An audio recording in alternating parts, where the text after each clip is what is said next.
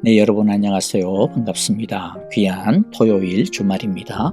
오늘도 하나님의 귀한 은혜와 사랑이 예배드리는 우리 가운데 우리의 마음과 우리의 삶을 덮어주시기를 간절히 기도합니다. 이제 우리 찬송하겠는데요. 찬송가 412장입니다. 내 영혼의 그 깊은 데서 우리 함께 찬양하겠습니다. 하나님의 평화를 우리 기대하며 그 평화 가운데 들어갑시다. 함께 찬양합니다.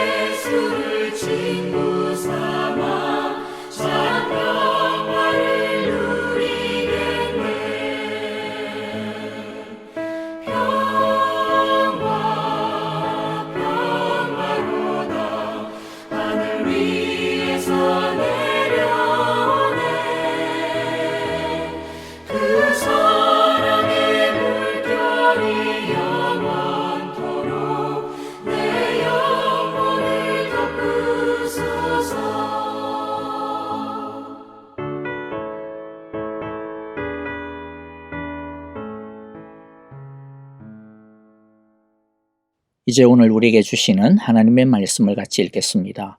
마가복음 10장 23절부터 31절의 말씀입니다. 우리 한 절씩 같이 한 목소리로 읽어보도록 하겠습니다. 23절입니다. 예수께서 둘러보시고 제자들에게 말씀하셨다. 재산을 가진 사람은 하나님의 나라에 들어가기가 참으로 어렵다. 제자들은 그의 말씀에 놀랐다. 예수께서 다시 그들에게 말씀하셨다. 이 사람들아, 하나님의 나라에 들어가기는 참으로 어렵다. 부자가 하나님의 나라에 들어가는 것보다 낙타가 바늘귀로 지나가는 것이 더 쉽다. 제자들은 더욱 놀라서 그렇다면 누가 구원을 받을 수 있겠는가 하고 서로 말하였다. 예수께서 그들을 눈여겨보시고 말씀하셨다. 사람에게는 불가능하나 하나님께는 그렇지 않다. 하나님께는 모든 일이 가능하다. 베드로가 예수께 말씀드렸다. 보십시오. 우리는 모든 것을 버리고 선생님을 따라왔습니다. 예수께서 말씀하셨다. 내가 진정으로 너희에게 말한다. 나를 위하여 또 복음을 위하여 집이나 형제나 자매나 어머니나 아버지나 자녀나 논밭을 버린 사람은 지금 이 세상에서는 박해도 받겠지만 집과 형제와 자매와 어머니와 자녀와 논밭을 100배나 받을 것이고 오는 세상에서는 영원한 세상을 받을 것이다. 그러나 첫째가 꼴찌가 되고 꼴찌가 첫째가 되는 사람이 많을 것이다. 아멘. 자, 오늘은 부자의 이야기 마지막 세 번째 시간입니다. 자, 근심하면서 예수님을 떠나가는 부자를 보면서 예수님은 충격적인 말씀을 해주십니다. 23절이죠. 재산을 가진 사람은 하나님의 나라에 들어가기가 참으로 어렵다. 25절에 보니까 부자가 하나님의 나라에 들어가는 것보다 낙타가 바늘귀로 지나가는 것이 더 쉽다. 제자들은 이 말씀을 듣고 깜짝 놀랍니다. 부자도 하나님 나라에 못 들어간다면 도대체 누가 들어갈 수 있느냐라고 당황해합니다. 부자가 하나님 나라에 들어가기 어렵다라고 말씀하시는 예수님의 말씀은 당시 유대인들의 관점을 완전히 뒤집어 놓는 충격적인 말씀이었습니다. 당시 유대인들은 부자에 대해 비록 상반된 두 가지 이해를 가지고 있었는데요. 하나는 물질적인 부와 성공을 그 사람이 이때까지 행한 선에 대한 하나님의 보상으로 축복으로 이해하고 있는 것과 다른 하나는 가난한 사람은 경건한 사람이고 부자는 불경건한 탐욕적인 사람이다. 그렇게 이해하는 겁니다. 그런데 전자, 즉 물질적인 부와 성공을 선에 대한 믿음에 대한 하나님의 보상, 상급, 축복으로 이해하는 것이 일반적인 관점이고요. 후자, 즉 가난을 경건으로 또 부를 불경건으로 보는 것은 좀 특수한 경우에 해당되는 것으로 이해되고 있었습니다. 예를 들어 당시 세리와 같은 사람들 부자거든요. 그런데 엄청난 부를 축적했는데 어떤 방법으로? 부당한 방법으로 부를 모았죠. 그렇기 때문에 이 경우에는 후자에 속합니다. 부가 불경건한 것, 죄로 이해가 되죠. 그러나 이 부자처럼 신앙이 좋구나라고 그렇게 보여지는 그러한 부자는 하나님이 선하다라고 인정해주는 사람으로 하나님 나라에서 특별한 사랑을 받고 있는 사람으로 하나님께서 많은 물질적인 축복을 선물로 주신 것으로 이해되었다라는 거죠. 그래서 부자는 하나님 나라에 확실하게 들어갈 수 있는 사람으로 이해되는 것이 당시의 일반적인 상식이라고 볼 수가 있습니다. 그런데 지금 예수님은 완전히 반대되는 말씀을 하고 계시죠. 부자는 그 어떤 사람보다 하나님 나라에 들어가기가 어렵다. 낙타가 바늘귀로 들어가는 것보다 더 어렵다. 이 말씀은 완전히 불가능하다 그런 뜻이 아니고 굉장히 어렵다라고 하는 말씀입니다. 그런데 왜 부자가 하나님의 나라에 들어가기가 어려울까요? 예수님은 부자를 미워해서 이런 말씀을 하는 게 아닙니다. 차별하고자 하는 것도 아닙니다. 예수님은 먼저 사람들이 가지고 있는 물질에 대한, 돈에 대한 보편적인 마음가짐, 태도에 대해 말씀하고 계시고 그것을 꿰뚫어 보고 있는 것입니다. 돈은 살아가는 데 있어서 너무나도 필요하고 필수적인 요소이기 때문에 돈이 많든 적든 돈에 매여 사는 경우가 많지 않습니까? 그리고 돈을 많이 가지고 있으면 그 돈을 의지하게 되죠. 그리고 그 돈 때문에 안심도 하게 되고 뿌듯해하기도 합니다. 그리고 많은 경우 좋은 신앙을 유지하는 것이 어렵습니다. 가난한 마음, 간절한 마음으로 하나님만을 의지하고 붙들고 따르기가 점점 어려워지는 것이 보통의 경우죠. 그리고 돈이 많으면 돈을 지배해야 되는데 오히려 돈이 많은데도 불구하고 더 돈을 쫓아가고 돈의 노예가 되고 그 부를 하나님이 맡기신 것으로 잘 관리하려고 하기보다는 오히려 내 거다 생각을 하고 자신을 위해서 쓰는 것, 그것을 당연하게 생각하는 것이 보통의 부자의 모습이죠. 예수님은 그런 부자, 그런 부유함에 대해 경고하시는 것입니다. 그리고 부자라고 하는 말은 꼭 돈에 국한된 것만은 아닙니다.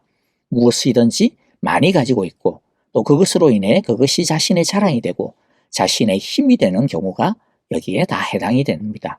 학벌이 될 수도 있고요. 또 집안 배경, 아름다움, 외모, 또 건강이 될 수도 있고 자녀나 미래에 대한 준비가 잘 돼 있는 것, 이런 것들도 부유함이라고 할 수가 있습니다. 하여간 무엇인가 에 안심할 수 있고 자랑할 만한 그런 것들이 있다면, 그러한 상태가 있다면 그게 다 부자, 부유함에 해당되어지는 것들입니다. 그러므로 예수님께서 하시는 경고의 본뜻이 무엇입니까? 단순히 부자에 대한 경고가 아니라 이 부자처럼 돈이 자신의 우상이 된 경우와 같은 자신이 가지고 있는 것이 자신의 하나님이 되어버린 경우에 대해 경고하시는 것입니다. 주님께서 산상수훈의 팔복에서 누가 천국을 소유할 수 있다고 하셨습니까? 가난한 사람, 심령이 가난한 사람, 그리하여 애통한 사람입니다. 이 경우도 그냥 단순히 무조건 가난하면 다 천국을 소유할 수 있다, 그런 뜻 절대로 아닙니다. 물질의 많고 적음에 따라 하나님의 나라에 들어갈 수 있느냐가 결정되는 것 절대로 아닙니다. 가난하기 때문에, 힘이 없기 때문에, 그래서 오직 하나님만 의지할 수밖에 없는 사람, 오직 하나님의 은혜만을 붙들며 애통하며 하나님의 바짓가랭이를 붙들 수밖에 없는 사람, 나는 하나님 외에는 아무것도 없는 가난한 사람입니다. 나는 하나님 없이 아무것도 할 수 없는 빈털털입니다 라고 하나님께 부르짖을 수밖에 없는 사람이 가난한 사람이요, 그가 바로 하나님 나라를 소유할 수 있다라는 뜻입니다. 반대로 스스로 자신을 나 정도면 괜찮지, 나는 나 스스로 하나님의 뜻을 이룰 수 있는데, 나는 꽤 쓸모가 있는 사람인데 라고 스스로를 부유하게 여기는 사람은 하나님 나라와 상관없다라는 뜻입니다. 어쨌든 부자와 하나님 나라와의 관계에 대한 완전 새로운 말씀에 대해 제자들은 혼란스러워합니다. 부자도 하나님 나라에 들어가기가 어렵다면 도대체 누가 구원을 얻을 수 있을까라고 서로 묻고 있는 제자들에게 주님은 이렇게 말씀하시죠. 27절에 보면 사람에게는 불가능하나 하나님께는 그렇지 않다. 하나님께는 모든 일이 가능하다. 사람에게는 불가능하다. 즉 구원은 사람의 조건으로 받는 것이 아니라는 말씀입니다. 자신이 얼마나 대단하냐, 그런 것으로 하나님 나라에 들어갈 수 있는 자격이 생긴다, 그런 게 아니라는 것이죠. 그러면 오직 무엇에 달려있다고요? 하나님께는 모든 일이 가능하다. 이 말은 오직 하나님의 불쌍히 여겨주심, 하나님의 은혜만을 붙들어야 한다라고 하는 말씀입니다. 자신의 자격 없음을 통감하고 주여 나를 불쌍히 여겨주소서, 주여 나에게 은혜를 베풀어 주소서, 주여 나를 당신의 나라에 들여보내 주소서라고 하나님을 완전히 의지하고 납작 엎드릴 때 하나님께서는 그 사람이 어떤 자격을 갖추었느냐, 그런 것을 따지지 아니하고, 비록 세상적으로 보면 아무런 자격이 없어 보여가지고 다른 사람은 몰라도 저 인간만은 절대로 구원을 얻을 수 없을 거야 라고 손가락질 당하고 버림받는 사람이라 할지라도 하나님은 얼마든지 구원하신다라고 하는 것입니다. 여러분, 우리가 어떻게 구원을 얻습니까? 돈으로 구원 티켓 사는 것 아니죠. 노력으로 구원 합격증을 따내는 것도 아닙니다. 오직 은혜뿐입니다. 오직 하나님이 다 해주신 것입니다. 오늘 이 시간 자격 없는 우리를 은혜로 구원해 주신 우리 하나님의 사랑에 다시 한번 감사드리며 경배드리는 시간이 되기를 바랍니다. 자, 베드로는 제자들을 대표해서 예수님께 은근하게 자랑을 하고 있어요. 28절에 보니까 보십시오. 우리는 모든 것을 버리고 예수님을 따라왔습니다. 자신들은 근심하며 돌아간 부자하고 다르다라는 거죠. 그러니까 우리는 저 부자보다 더 낫지 않냐라고 하는 뜻입니다. 그러니까 우리는 저 부자보다도 하나님의 상급을 더 받지 않겠느냐, 하나님의 보상을 더 많이 받지 않겠느냐 라는 기대가 깔려 있는 것입니다. 아니, 예수님에게 이렇게 말하고 있는 거예요. 아니, 저 믿음 없는 사람도 부자가 되는 축복을 받았는데 우리는 모든 것을 버리고 예수님을 따르고 있으니 저 부자가 받은 그 축복보다도 우리가 더 많이 받아야 되지 않겠습니까? 우리를 더 많이 축복해 주셔야 되지 않겠습니까? 아, 이거 그냥 넘어가시면 이거 안 되는 겁니다. 라고 대놓고 예수님에게 청구서를 드밀고 있는 것과 같은 말이에요. 예수님은 베드로의 이 말을 받아 버리고 예수님을 따른다라고 하는 것이 무엇인지, 즉 구원을 받는다라는 것이 무엇인지, 하나님의 나라에 들어간다라는 것, 하나님 나라의 백성이 된다라는 것이 어떤 의미인지에 대해 바로 잡아주시는 말씀을 하십니다. 이 말씀은 여기에 베드로처럼 예수 믿으면 복 받는다라는 말을 잘못 오해하고 있는 사람들을 향해 주시는 구원의 참된 뜻에 대한 말씀입니다. 29절 30절을 보면요. 내가 진정으로 너희에게 말한다. 나를 위하여 또 복음을 위하여 집이나 형제나 자매나 어머니나 아버지나 자녀나 논밭을 버린 사람은, 즉 예수님을 따르는 사람은, 예수님을 믿는 사람은 그 사람에게는 어떤 일이 있습니까? 무엇을 받습니까?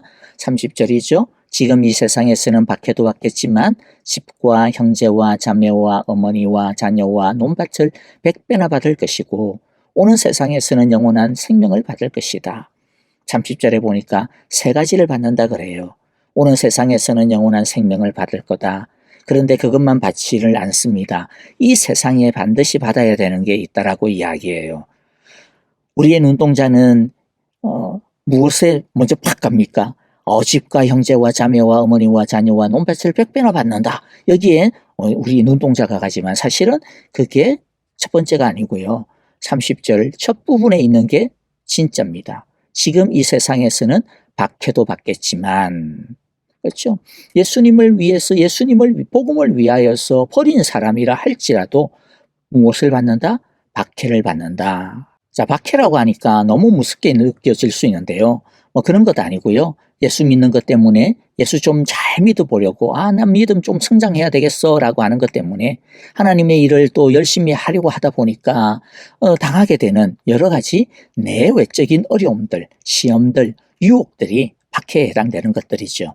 이 세상은 예수님을 좋아하지 않고 반대하기 때문에 또 우리 안에는 옛 죄된 습성과 습관들, 성품들이 남아있기 때문에 예수님을 따르려는 것과 반드시 충돌이 있을 수밖에 없습니다. 그렇기 때문에 이런 고난과 유혹, 박해는 있을 수밖에 없는 거죠. 그러므로 십자가를 지는 것은 예수 믿는 것의 증거가 됩니다. 훈장입니다. 그런데 예수님은 우리가 너무 그것에 대해서 두려워할 필요가 없다라고 말씀합니다. 왜냐하면 박해와 함께 뭐가 있다? 상이 있기 때문이다. 집과 형제와 자매와 어머니와 자녀와 논밭을 100배나 받는다. 자, 그런데 이것을 문자 그대로 이해하시면 안 됩니다. 우리가 어머니를 100명이나 둔다. 그 이상한 좀 복이잖아요. 그렇죠? 상이잖아요. 그래서 이 말은 박해에 따르는 하나님의 보상, 하나님의 돌보심이 반드시 100배만큼이나 반드시 있다라는 겁니다. 또 이것은 박해로 인해 잃어버린 것들을 보상받는다라고 하는 말씀도 되겠지만은 그것과 더불어 박해를 능히 이길 수 있는 힘을 반드시 주신다라고 하는 거예요. 저도 그렇지만 우리는 어떻게 십자가를 지고 가지? 어떻게 고난과 시험을 이길 수 있을까? 이렇게 겁을 많이 집어먹을 때가 있습니다. 그런데 우리 힘으로 십자가를 지는 것 아니고 우리 힘으로 고난과 유혹과 시험을 이길 수 있는 것 아닙니다. 자기 십자가를 지고 예수님을 따르는 자에게 주시는 이 100배의 은혜와 능력이 있기 때문에 우리도 모르게 그것을 지고 넘어가게 되는 것이죠. 그래서 자기 십자가를 지고 묵묵히 주님을 따르는 사람들을 보면 무엇을 발견하게 됩니까? 의의 기쁨이 있는 것을 보게 되죠. 평안이 있는 것을 보게 됩니다. 그리고 간증이 넘치는 것을 우리가 보게 됩니다. 왜냐하면 세상이 줄 수 없는, 세상은 알 수 없는 하나님의 100배의 은혜가 그들에게 넘치기 때문입니다. 이제 말씀을 정리하면서 오늘의 말씀을 다시 생각하며 함께 헌신의 기도 드리고 우리 찬양하도록 하겠습니다. 첫째는요, 오직 하나님만을 의지하는 가난한 자가 되게 하소서, 애통하는 자가 되게 하소서라고 기도합시다. 둘째는 자격 없는 그래서 우리 힘으로는 구원을 받을 수 없는데 하나님께서 우리를 구원해 주셨습니다. 오 주님, 주님의 은혜를 감사합니다. 주님 사랑합니다. 이렇게 기도했으면 좋겠고요. 세 번째는 예수님을 따르는 것은 십자가를 지는 것입니다. 100배의 은혜와 하늘 능력을 주셔서 주님을 잘 따르게 하여 주소서, 십자가를 지고 따르게 하소서, 우리 그렇게 기도하기를 원합니다. 계속하여서 우리 교회와 형제자매들을 위하여 기도합니다. 내일 주일 예배죠. 특별히 우크라이나 전만규 선교사님 오셔서 선교 보고와 또 귀한 말씀 함께 나누어 주십니다. 여러분 정말로 기도해 주시고요. 또 기대하는 마음으로 함께 예배에 참여하여 귀하고 복된 은혜 우리 모두가 평생이 누릴 수 있기를 바랍니다. 계속해서 아프신 성도님들 위하여 기도해 주시고 주여 치유하여 주소서 고쳐주소서 기도해 주시고요. 또 우리 선교사님들을 위해서도 계속하여 기도해 주시고 무엇보다도 하늘의 평안을 하늘의 능력을 100배의 은혜와 능력을 주소서라고 우리 함께 기도하고 찬양하고 마무리하겠습니다.